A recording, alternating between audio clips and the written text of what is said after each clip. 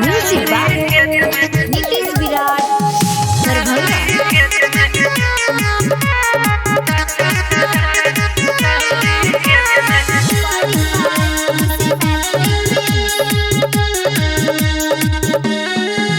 एगो छौरा से रह छौरी सेट रे सोचल कोई करे खाती भेट रे। एगो छौरा से रह छौरी सेट रे सोचल कोई करे खाती भेट रे। कम गेलै गरबाराई दुनु गेलै पकड़ाई खिंचल कई फोटो लेता देत में। चढ़ल रह छौरा पचौरी खेत में चढ़ल रह छौरा पचौरी खेत में चढ़ल रह छौरा पचौरी खेत में चढ़ल रह छौरा पचौरी खेत में।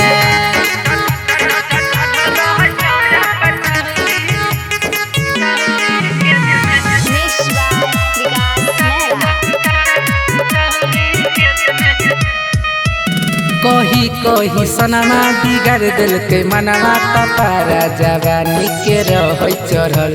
न छौरा सोचलकै न छौरी सोचलकै चल दिलकै दुनू लुटे ले लहर। कही कही सनमा बिगाड़ दिलकै मनवा तपारा जवानी के रह चढ़ल।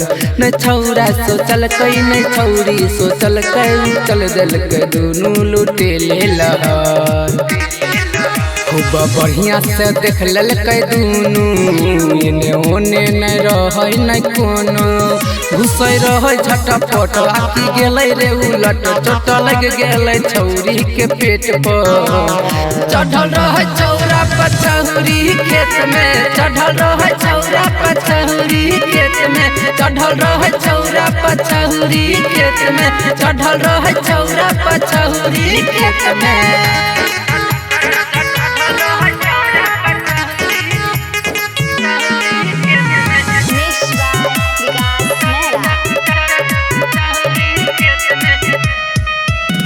मूड बनल कई ओढ़नी बिछल कैया बैठ गेलै गल सहला कोई रह।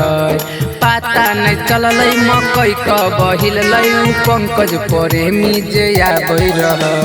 मूड बनल कई जे ओढ़नी बिछल कैया बैठ गेलै गल सहला बै रह।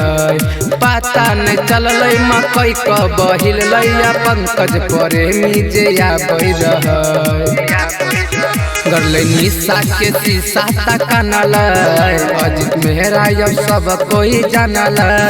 अब होलै रे जुलूम बन गेलै रे फिल्म बात पचलै न के करो पेट में।